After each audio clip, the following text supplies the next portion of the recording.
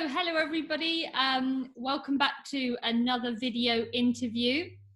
I've got Renee here from Tranquilo Bay in Panama with me today, and we're going to be talking about protecting land. So typically this is going to be an opportunity to get a unique insight into how Renee works with local communities and tribes in order to protect vast areas of land. So without further ado, thank you for joining us, Renee. Thank you for having us. My name is Renee Kimball, and I'm at Tranquilo Bay Eco Adventure Lodge in Bocas del Toro, Panama.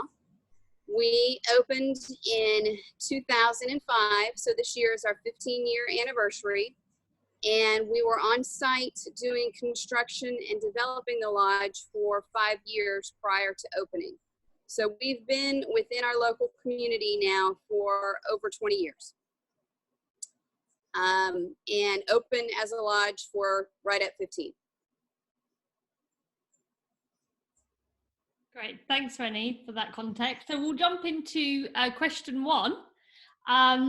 How much and what type of land are you proactively protecting at the moment? Okay, so in effect, we have put into place over 700 acres of land into either a municipal reserve or a private reserve. The private reserve portion that belongs to the companies that own Tranquilo Bay and all of its assets have about 200 acres worth of land that we have purchased piece by piece and put together. The municipal reserve is around 500 acres, and it is adjacent to the Boston-Mentos Marine National Park here in Bocas del Toro. Okay, so quite a huge piece. So you started out smaller and you've just expanded from there. That's correct. And when you first got there, Renee, was that the plan, or did that just evolve over time to expanding that? Oh no, it evolved over time. We arrived and I was still in Houston working and sending money, and Jim and Jay were here doing the construction, doing the environmental impact study, living on site, kind of figuring things out. And one of the things we knew was we needed to protect the tenure of the land as much as possible. So over time, whenever they would hear a chainsaw or something that sounded like somebody was doing something that they didn't necessarily have permission to do during construction, they would stop everything that they were doing and go see what was going on. In hindsight, possibly not the smartest thing to do, because somebody with a chainsaw has got more power than you do as an individual walking up, but it all worked out. So little by little, we saw, and especially in the early 2000s, people were doing quite a bit of a land grab, and the real estate was inexpensive, and people were kind of losing their minds with regard to doing any type of due diligence before they purchased land. So one of the things that would happen is people would come to Bocas del Toro, somebody would show them on the street that they had a piece of land that was for sale, and people would go and buy it, even if the person who sold it to them really had no rights to it. So that was going on all over the place. And the further away from development or town or people that you were, the more likely those types of things could happen. So we're on one of the outer islands of the archipelago.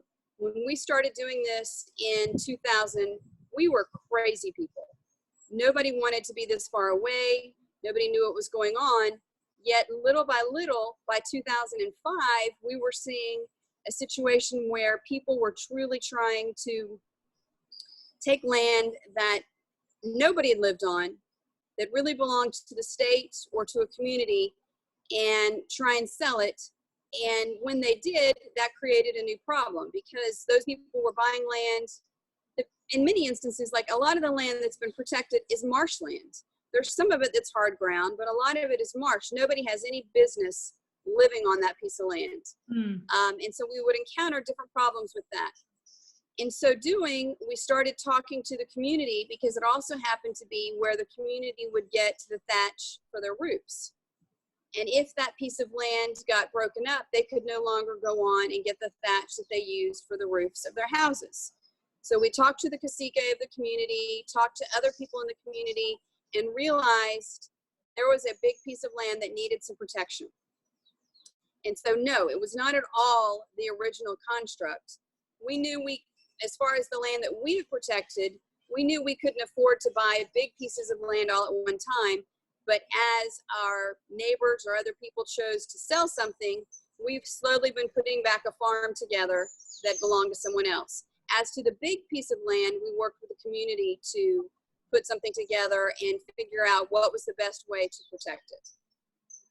Yeah, that's really interesting. And it always interests me, and I'm sure others, to understand how something like that evolves. And it's so interesting to hear that it kind of came from something as simple as a chainsaw sound to starting that conversation and understanding what's going on here, that actually then evolved it from there, that it's something as simple as a sound that didn't sound right to them is what instigated it. Mm-hmm. Absolutely. So can you talk, I mean, you touched on some points there that was really good, Rennie, but can you talk us through some of the threats specifically that land has faced up until now? So the land out here was facing the threat of being logged, of people coming in to harvest the thatch for the roofs, but rather than only harvesting the leaves, they might cut down the tree instead, because they didn't have anyone that they had to answer to. Then the additional problem with that was it was not reserved for the local people. You had businesses that were coming in and purchasing thatch to put on to their businesses rather than using, say, zinc as a roofing material, where that would then take away what was available to the local community. So all of those types of things started coming together to have the conversation, because up until that point, the local community didn't necessarily have access to purchasing zinc for themselves. When we started this, we started the whole process 2005, 2006, a lot of people in the community were not working at that point. Things have changed. There are many more people working today than there were as tourism and the areas changed. But at that point, there weren't. And so if we didn't protect the materials that they had historically used for their roofs, they would possibly not have anything to put on their roofs as the time went on. Before, you were saying about the marshland as well, that the estate sort of interest in development was going crazy. What sparked that at that particular time? Well, that was before the recession in 2008. So you had a lot of people who were interested in buying real estate in other locations. And the real estate in Panama at that point was relatively inexpensive in comparison to other places. And so people would come down and see what was available and not realize necessarily the challenges associated with an individual piece of land. So the big swath of land, the 500-acre piece, has got large amounts of mangrove and then kind of a marshland. And then there are pieces that are also hard land, but then it all kind of also goes in and out. So it's not a piece of land that someone would come in and say, this is perfect, I'm going to develop a community. It's a piece of land where someone might have to come in and truly build either on the water or build on a platform above it in order to do something. But when someone comes on vacation and or is looking for a piece of land, they've got stars in their eyes. They're not necessarily looking at the reality associated with it. And so what would happen is people would come in and do that, and then they would be stuck with, how do I actually make something here? It's not a piece of land that's appropriate for me. While it might be appropriate for someone else, it's not for me. The other side of that is nobody was living on it. And if nobody was living on it, it was not something that was appropriate for really anyone to choose to live there. It was a great place to grow palm trees and a great place to harvest the palm trees, but there weren't any families using it for any purpose. And so if there were no families using it for any purpose, it's land that really belonged to nature. It didn't belong to someone living on it. And as such, it had to be protected, because without that, someone over time would possibly come in and backfill and try and use it differently and change the tenure of its use, which would then affect all of the wildlife, all of the things associated with it, rather than leaving it. I mean, the mangroves are the lungs of the ocean. And if any of those get upset, then it, in big swaths, then it can make a big difference. So a large part of this piece is mangrove, and then from there it becomes kind of swamp, and then there are portions that are dry land. To get to the dry land, that would be an effort. And so since no one had really gone through that effort to do so, it was a really valuable piece of land, especially being directly adjacent to the park, to go ahead and put together as a buffer zone for the community. Yeah. Okay, great. So as we're talking today about local communities and tribes specifically, how critical was it, as part of the success that you've had with protecting this land, how critical was it to engage the local community, and how did you do that? It's highly important. Well, really, this was a joint effort from the beginning. The cacique from the local indigenous tribe came and spoke to us and said, we need to protect this, and we agreed. And so as part of that process, we kind of went through the discovery stages of how do you do it. And so we then talked to a government agency that is Defensora del Pueblo, which is a national agency that is able to help people when something like this happens, go through the process, explain to them what needs to be done, come out and work with the community to put this in place. So in 2006, we really started working with Defensora del Pueblo and the local community, both the indigenous community and then the other people around who are not necessarily indigenous. They are local, but they're not of the indigenous tribe. Okay. And all of us work together to put it together. Then we have two people who had previously been working as researchers in the Marine National Park and other areas doing turtle research, that started working with us at about that time, who were able to work with us to work with the community and with the indigenous group to develop the management plan. It was absolutely a joint public-private, whatever you want to call it, transaction, so that we worked all together to put together the documentation as necessary. We had the people from the national level helping us to kind of jump through the hoops, because none of us had done this before. Mind you, we're from the United States. We're living here. Spanish is definitely our second language. And so we're having to work through all of this. The same goes true for the group that we were working with. They have a dialect that they speak as their first language. Spanish is also their second language. And so we only had the research and scientists and biologists who were working with us, who it was their primary language. And English would be second. And so having to work through all of that, work with the government agency, put all the documentation together. And then once all of that was done, then there was the effort of going to the local council, which was for Bocas del Toro, and asking for it to be included as a municipal reserve. Right. And so once all of the paperwork was complete and working with the national level, then you come back and you deal with it on a local level, because we're in an archipelago. The archipelago has representation on the municipal council. And with that, each of the islands have their person. And so then you have to go in and talk to the representantes and put information in place. But because of that, you're able to do something at a smaller level that. So we did this in 2000, starting 2005, 2006.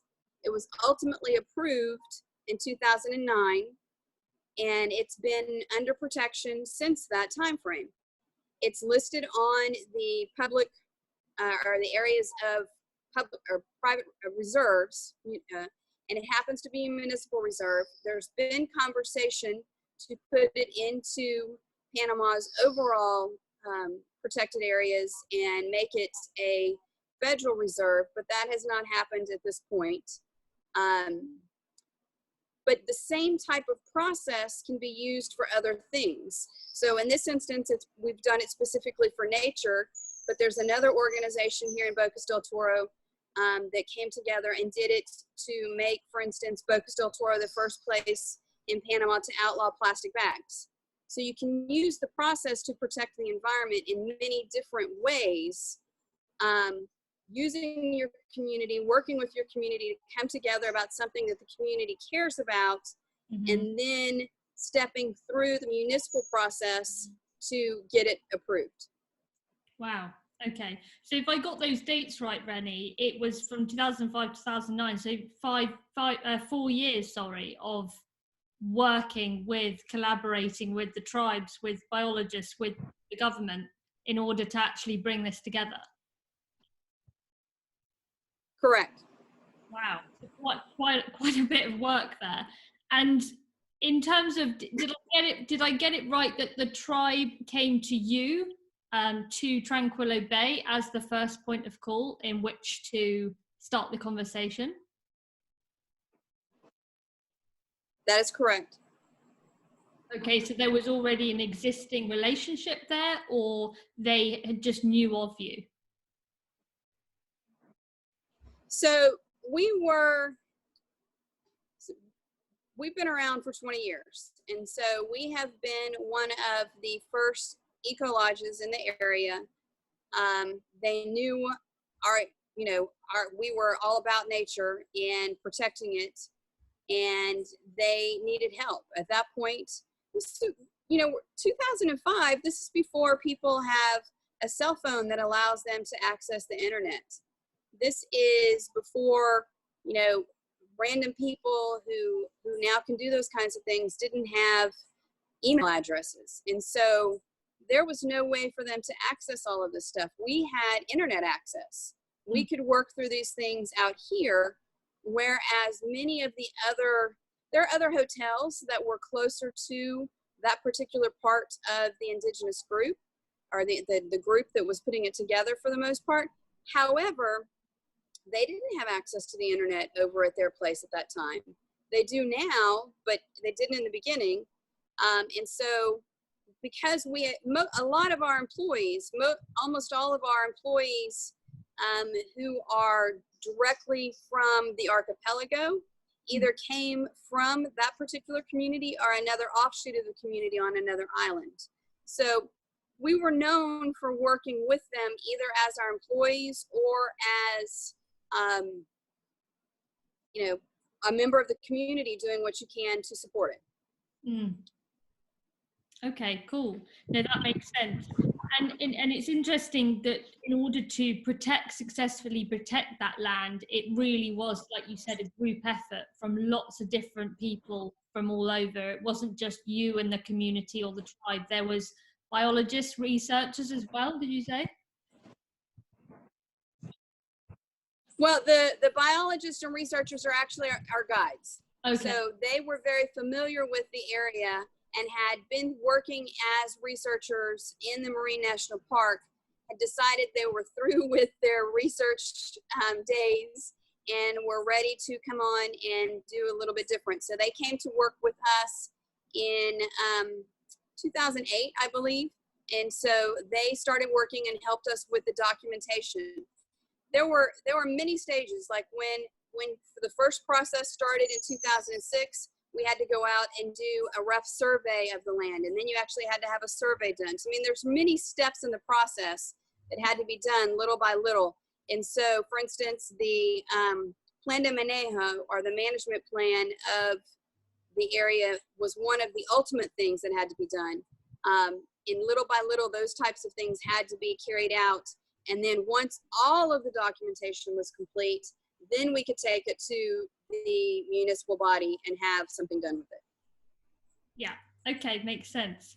So I appreciate everybody has different types of environments, and you know, with different eco lodges have different tribes around them, or maybe they don't have indigenous tribes around them. But just specifically your area, Renee, why are the tribes the best chance for many places to successfully protect land? Well, it just kind of depends on the situation and where things are, working with the entire community. In this particular instance, it was working with the indigenous groups who were here and who had made this area their home first. In some instances, it might be the indigenous group, and in other instances, it may be other residents that are the closest to it and have been around longer. Panama is a melting pot. We have people from all different types of backgrounds. They have mixed completely, so it's very difficult to say that one person or one group is one thing, because it's a stew of all different types of people, of all different types of situations. But here, because it had not been a piece of land that anyone was occupying, there were no possessory rights specifically to that piece of land, but they were using it in a form by taking the thatch for their roofs. And so because of that, they didn't want anybody moving into it. They didn't want anybody selling it. And so all of us were able to come together to do so. It's not 100% protected. People will go out and log on it on occasion. It has issues. What we find also here, Panama, I can use as an example because that's where we are.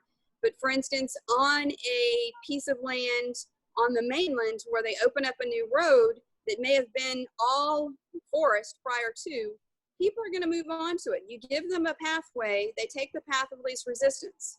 Mm-hmm. If there's an opening, they're going to move on. And unfortunately, in order to show, for the most part, that you are possessing a piece of land, you start cutting trees down. You start taking things down because that is the way to show that you have it. It's hard otherwise to do so. And it's ingrained in all people to do those kinds of things. So to step back and protect something in a large swath, or protect the forest itself or the mangroves, you do have to work as a community. It's not whether that community in this instance happened to include a large indigenous group because that's who lives out here, but there may be other places where there are people who are more Afro-Antillean or whatever that work together to do it. It just depends on exactly where you are as to who your community is and who you need to work with to do so. Yeah, absolutely. Like you said, Renee, it's not always a tribe, but like you said, anybody that's resident in that area that's been there for a long time knows the area, and they're the people you need to connect with. What are the key challenges you had to overcome to be successful at protecting the land? Well, it's being willing to drop anything that you're working on when you hear a sound that doesn't sound right, and take action about it. Being willing to spend the money, time, resources necessary, and know that you may not get a return on that. And the return is not necessarily going to be in your pocket. It's going to be the protection of said item. We've had instances out here where we've jumped and gone and said, you know, somebody's doing something they're not supposed to do. Let's go and get the authorities. We've gone to get the authorities. The authorities have done their job, have told the person, you can't do what you're doing, but then there's no action. So it's just a matter of, you know, being willing to spend the time and energy associated with it. And whether that time and energy is getting in your boat and going and finding the authorities, or spending the time to write a document, or go to meetings that you may think are not going to, there may be something that comes out of it, there may not. but continually putting your energy into the protection space is one of the things that's pretty important. I go to meetings and have gone to meetings now for many, many years where that particular meeting may have no effect and nothing may come out of it. But the next time that they need something, they know to contact us or to contact another organization that I may be a part of that I was representing in that particular instance, to make sure that there are people who care about the sustainable nature are always involved. As far as any of the other challenges, I mean, as I said previously, people have gone on there. I mean, we do hear occasionally a chainsaw, even when they're not supposed to be cutting things. Depending upon the time of day or how many people we have on site, we may be able to go off and do something about it. We may not. If we can't, then we ask our employees, hey, what's going on? What did you hear? What did you see when you were coming into work today? Who's over there? What do you know? And look behind that. If something where we can file a denuncia from where we are and let the authorities know, then we will do so. All of those types of things have gone on. And it's just really, it's just being willing to spend the time. I mean, it comes back for a long time where there's no payout. But on the other hand, we also know that there's a piece of land that nobody can buy that is further protecting the park, that is sitting close to us, that does it. And as far as the private pieces, being willing to be creative whenever somebody offers you a piece of land that adjoins you or that might be available to you, to see how you can then basically pull it back in and know that it's going to go to somebody who cares about it versus somebody who's going to develop it in a way that is not congruent with your values. And so we've gotten very creative with, you know, if we can pay somebody out over a period of years, then we're willing to do that. If it's a piece of land that we are not ourselves particularly interested in, then, you know, is there an employee that might be interested in it? Can they purchase the land and do something with it? So we just try and work all of those different aspects in order to continually create more of a reserve, we tend to say the part that is municipal is a reserve, and what we have done is more of a preserve, so that we can differentiate the two, because really we're only directly responsible for the amount that is ours, and then the community is responsible, and the municipality and even the government agencies are responsible for the municipal reserve. Okay, so really, I mean, that was really useful, Rennie. So really, you need huge amounts of stamina in order to do that, and not expect instant gratification for stuff, because it can take so much time, and like you said, you don't always see the results straight away. No, not at all. If this was not home, and we had not intended to basically, this is where our lives were going to be, we wouldn't necessarily put in the energy. I mean, somebody might, but we've been here. My husband's been here 20 years. My business partner's been here 20 years. I'm at 15. This is for our kids. This is for our community. This is for our employees' children. This is for all of them. And if we don't protect it, then what will they have? Where will their livelihood come from? What air will they breathe?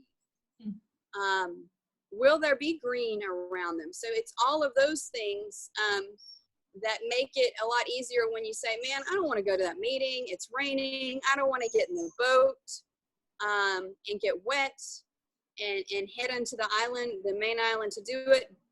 But it's because you know the ultimate payoff that you say, okay, here I go. Smile on my face. Let's do it. Yeah, absolutely. And to set context for others, Rennie, how many times have you gone through that process? Because you've got lots of different pieces. Do you know how many times in total you've gone through this process?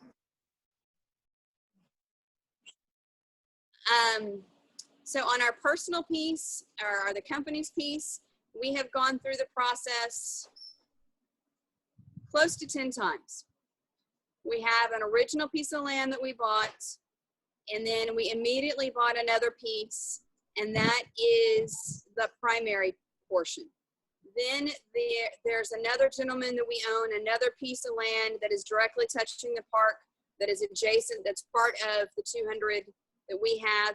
And then there are lots of little 5, 10, 15, 20 pieces that we would buy and purchase on small periods of time. Like there was a gentleman who was one of our original employees who had a piece of land that was landlocked. He had family on one side, we were on the other side, and he just really didn't want to be there anymore. So we bought it from him and basically pay him out a very small amount of money each month, so that he's got a little bit coming in. He got a chunk in the beginning and then a little bit coming in, and we've done that with a number of different people in order to get creative, because you know, this business is not about making money. This business is about being in a lifestyle and the business itself being sustainable, but it is not about making a lot of bank, unfortunately. It is really about choosing to live absolutely within your means and enjoying everything that's around you. So that's why we have to get creative in the way that we do this, because we've been buying land since the beginning, and you know, it takes a long time for this type of a business to take off and really start seeing a return on its investment. Okay, cool. So we're back again with a different backdrop. Just the final question, Renee. Do you have any advice for others who are thinking about protecting areas or maybe exploring it? Could you talk maybe through a step-by-step? I appreciate it's a different place, different environment, different country, but is there any advice you'd have for others that are thinking about doing the same? Yes, I think that you need to have a critical mass of people in the community who are interested in doing what you're doing. But it doesn't have to be a large number of people. What it needs to be is, if you have, for instance, we're permanent residents in this country, but we are not from here. And so we can't come in and tell people what to do. It needs to be something where we are a participant and want to work together, but it cannot be our idea necessarily. It has to be something where we're all together working on it. So working with the entire community, appropriate local, provincial, national agencies, and then any NGO that might be available to work with you on this. It costs money. More than anything though, it costs time, and being willing to share your time on working with it. For us, and from what we've seen, it completely depends upon the previous tenure of the land. So if the land was state land or government land and no one was living in that situation, the process you're going to take is going to go down one path. And that's where you might be able to work on a reserve or a larger type situation. If it's a small piece of land, then, and somebody's already living on it, or someone had what we have here called possessory rights, then you're going to have to usually purchase the possessory rights from someone in order to get them to move on or change what's going on. And so it just depends on really the tenure of the land and where things are. So if it's a piece of land that touches Tranquilo Bay directly and someone has been living on it, or they've farmed on it, or anything like that, that's generally something that Tranquilo Bay and its other, there are several companies that we've done this with, but they would have to purchase it versus it being put into a reserve. You can, if someone's not on it, develop the possessory rights associated with it individually, but each country is a little bit different. So doing the research as to what's going on, seeing how the community feels about it, and working together. I mean, it's not you can't barrel in and say, you know, these are my ideas and this is what needs to be done. It has to be a joint effort. Without being a complete joint community effort, the only way that you could start preserving land is buying it. Okay. So there's two different paths depending on what's happened previously on that land, is what you're saying? Correct. And I mean, this wasn't a question I had planned, but I want to ask it anyway. As you mentioned, Rennie, it's an expensive business. Protecting land, it's a lot of time. It's not necessarily something you see gratification back straight away, or certainly not in your pocket. What have you felt going through this process 10 times? Where do you really see the kind of reward as such? Where does that sit for you?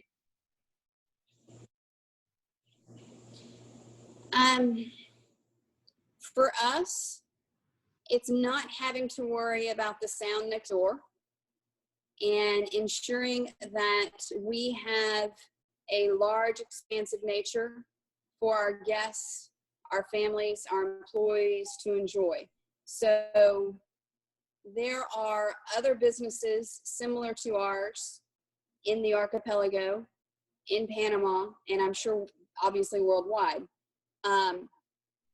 We don't have neighbors that are touching us or that we have to particularly worry about coming onto the land.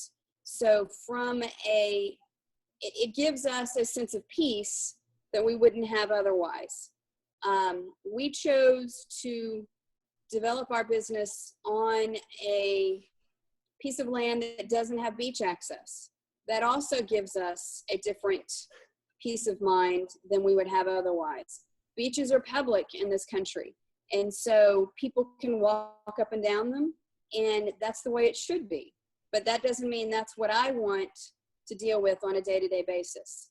So we are very secluded, and we can be just in nature. Right now, in the middle of all of the problems going on around the world, I can take a walk and not be concerned about keeping my social distancing space from someone else because I've got plenty of space. I can go sit on the dock and stare out at the Caribbean Sea and, you know, it's all good. And so that's a beautiful thing for our guests. They are always going to have peace. And so that's where it doesn't help us in our pocket immediately, but we know long-term it's a long-term plan. It's a long-term strategy. It's not something that will pay off directly. It's really about making sure that it's sustainable. I mean, without taking care of the land around us, we are not necessarily sustaining the community nor our business in the long run. But like you said, with the guests, they can really find somewhere very unique that is real peace and quiet, that doesn't have a hotel going up next door or some building works over there, but real tranquility, basically. Right. I mean, for instance, if you looked up Bocas del Toro on the internet, one of the first things that's going to come up is a pub crawl. It's called Filthy Friday. And the guys do a remarkable job. The logistics that they go through to do it are amazing. But our guests, they're not part of that crowd. They're not doing that. That's not why they're coming here. They're coming to see the birds that they can see from the porch. They're coming to go kayak and snorkel and see what's underneath the ocean. And so the more that we can protect the space around them, it protects what they're coming to see, and it gives them really the ability to turn off, which is so important when you go on vacation. And so unique because, you know, with digital and fast-paced life, to really immerse yourself in nature is going to be something that's even less easy to do in the years to come, I think. Oh, agreed. But I mean, that's one of the decisions. It's a funny decision, but we have Wi-Fi only in our main building. We have not put anywhere else, and we have no intention of doing so. you're coming here to see this stuff. If we put it in your room, you're not really that much different from where you were home. So we don't want to keep you from being able to communicate with people at some point, but it needs to be different. You need to be able to hear the birds, the insects, the frogs, all of those things as they fly by. And if you're on the internet, you may or may not hear them. Absolutely. Well, thank you so much for your time, Renee. That's been really, really useful to know and sharing that with us. And yes, hopefully we'll be able to hear from you soon. Sounds wonderful. Have a great day.